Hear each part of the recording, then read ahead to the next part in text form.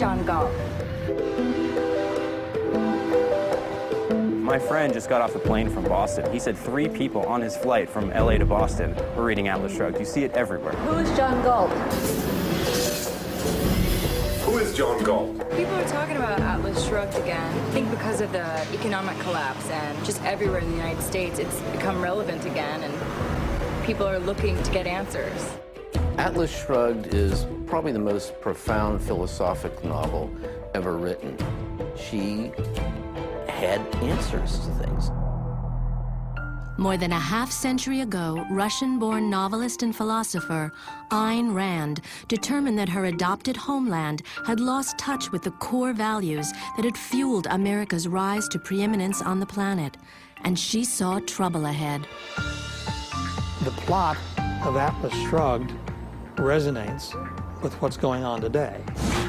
The book was written in '57, but the basic conflicts, the conflict between collectivism and individualism, between altruism and self-interest, between capitalism and statism, all those conflicts still exist today. There's so much going on politically these days that can just be taken right out of the pages of the book. A devastated economy caused by government intervention, leading to more and more and more government intervention, which makes it worse and worse and worse. Rand depicted what she believed were the causes and effects of this dilemma in an epic novel she called Atlas Shrugged. That basically challenges 2,000 years of philosophy. Everybody practically came out against it. The left, the right, the middle, they were all against it. That really can set some people off. Atlas Shrugged tells the story of Dagny Taggart, an American woman who struggles to keep her transcontinental railroad running, even as an unholy alliance of government regulators and industrial looters chokes off the country's economy and cripples its infrastructure. What if all the brilliant creative people, the brilliant engineers, the brilliant inventors decided to stop showing up for work, and they all disappeared? All the men who have vanished, the men you hated yet dreaded to lose, it is I who have taken them away from you. Do not attempt to find us. We do not choose to be found. We are on strike. We, the men of the mind.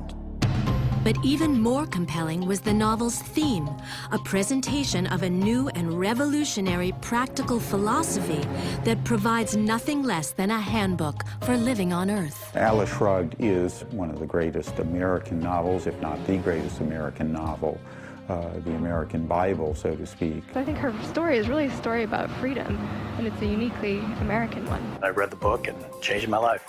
Since the date of its first publication, Atlas Shrugged has sold over 11 million copies, with sales increasing each year. In 2008, it sold over 200,000 copies. In 2009, more than 500,000. If Rand was here today, she would point to almost anything that's going on in government right now and say, "I told you so." Look at the fall of the automobile industry. Look at the fall of banking. All you have to do is look around. It's almost taken right out of the pages. The government that has the power to give you anything you want has the power to take everything you've got. Ayn Rand called them the moochers and the looters.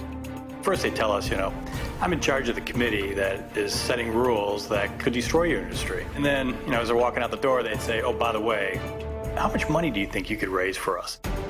Capitalism is not responsible for financial woes. It's been government interference from day one. Bank regulations caused S&O crisis. The solution is more bank regulations, which caused another crisis. And of course, now the solution is, let's just nationalize them all. Why bother with the regulations? Enough is enough. We're going broke. They're spending money that they have never earned. It's our money. We've earned it. Who is John Galt? Who is John Galt? John Galt's every person, every man, every woman who produces and who follows his own self-interest for his own benefit and ends up benefiting everybody.